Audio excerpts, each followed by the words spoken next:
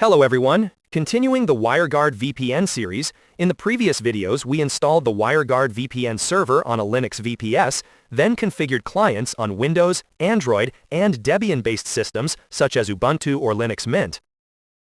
In this video, we will continue by configuring the WireGuard VPN client on RHEL-based operating systems such as RockyLinux, AlmaLinux, CentOS or other RHEL-compatible distributions.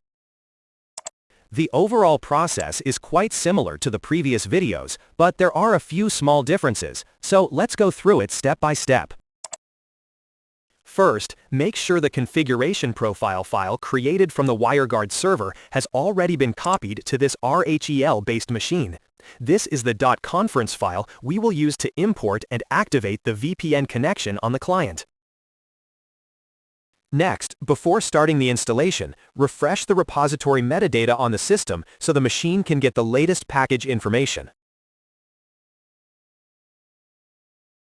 Next, we will install the required tools to support the WireGuard client configuration process on this RHEL-based system. Now, we will install WireGuard on this RHEL-based machine. For systems such as RockyLinux, AlmaLinux, or CentOS, the package we usually install is wireguard-tools.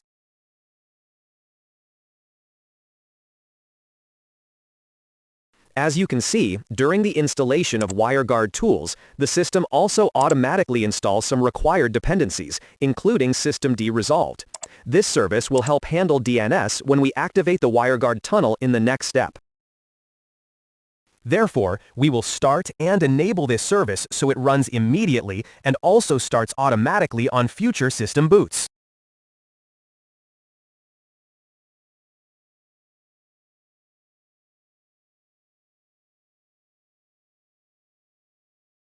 Then, check the status of systemd resolved service.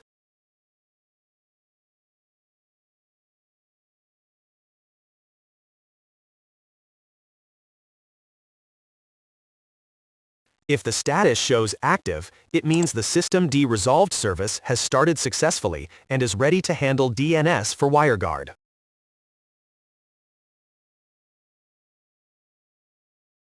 Next, copy the client profile configuration file into the WireGuard configuration directory so the system can use this profile when activating the VPN tunnel.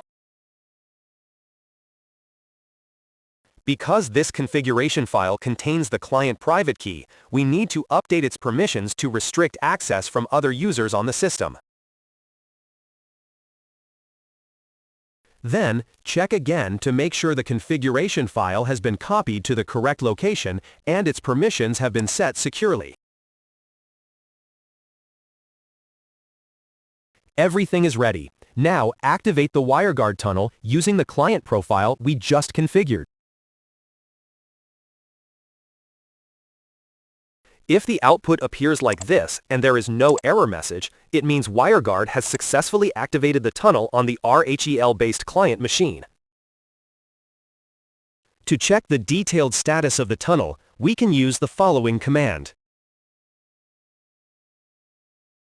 If it shows the interface, peer, endpoint, latest handshake time, and transfer data between the client and the WireGuard server, it means the RHEL-based client has successfully connected to the VPN server.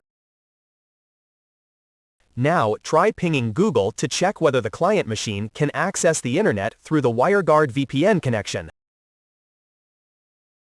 If the result shows replies from Google, it means the client machine can access the internet through the WireGuard VPN connection.